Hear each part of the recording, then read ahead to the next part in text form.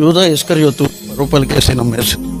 ఈరోజు చాలామంది క్రైస్తవులు ఆదివారం మంచి కూల్ వస్తుందంటే దేవుణ్ణి పక్కన పెట్టేస్తారు, మంచి బేరం తగిలిందంటే దేవుణ్ణి పక్కన పెట్టేస్తారు, ఎక్కడైనా మంచి అవకాశం ఉందంటే దేవుణ్ణి పక్కన పెట్టేస్తారు. సిల్లీ రీజన్స్, లోకాన్ని సాటిస్ఫై, లేకపోతే నాకు నేను బ్రతుకుతే చాలు.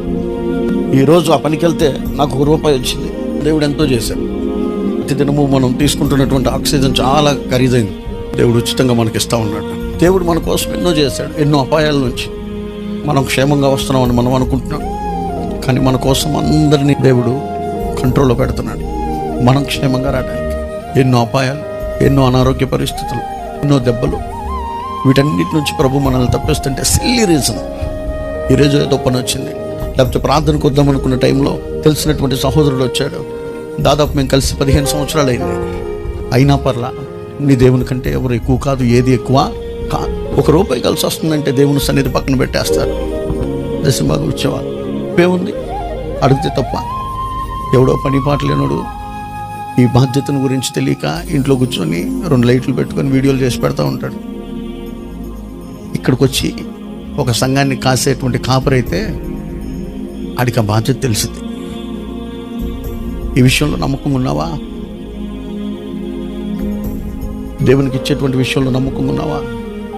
మా అబ్బాయికి జాబ్ కావాలండి, మా అమ్మాయికి జాబ్ కావాలండి, వాళ్ళిద్దరికీ మంచి వివాహాలు కావాలండి, ఇవన్నీ మంచిదే, దేవుడు ఇస్తాడు. ఇచ్చిన దాంట్లో నుంచి నీవు నమ్మకంగా ఉన్నావా?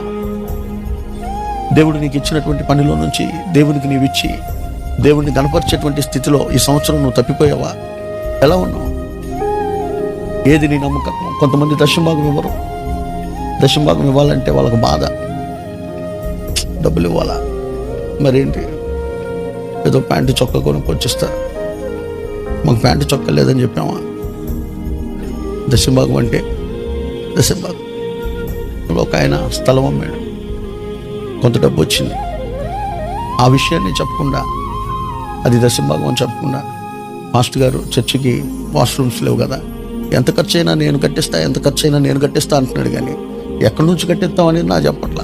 తీరా తర్వాత తెలిసింది ఏంటంటే అది దశంభాగం. దశంభాగం నువ్వు దశంభాగమే ఇవ్వాలి. అది మాస్టర్ గారు వాష్రూమే కట్టిస్తాడు, ఇంకో పని కొరకు వాడతాడు, దానిని బట్టి ఇంకొక పని చేయడానికి ఆలోచిస్తాడు.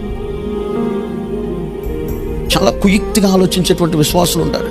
చీప్ మెంటాలిటీ, ఆత్మీయ జీవితంలో ఎదుగుదల లేనటువంటి వైఖరి. మీకోసం ఎంతో కష్టపడి, ఎంతో ప్రయాసపడి, ఎంతో నమ్మకంగా పనిచేస్తున్నప్పటికీ నిజంగా నాకు అనిపిస్తూ ఉంటుంది, చనిపోయేలోపు సాగు చేయగలుగుతామా లేదా అనిపిస్తూ ఉంటుంది.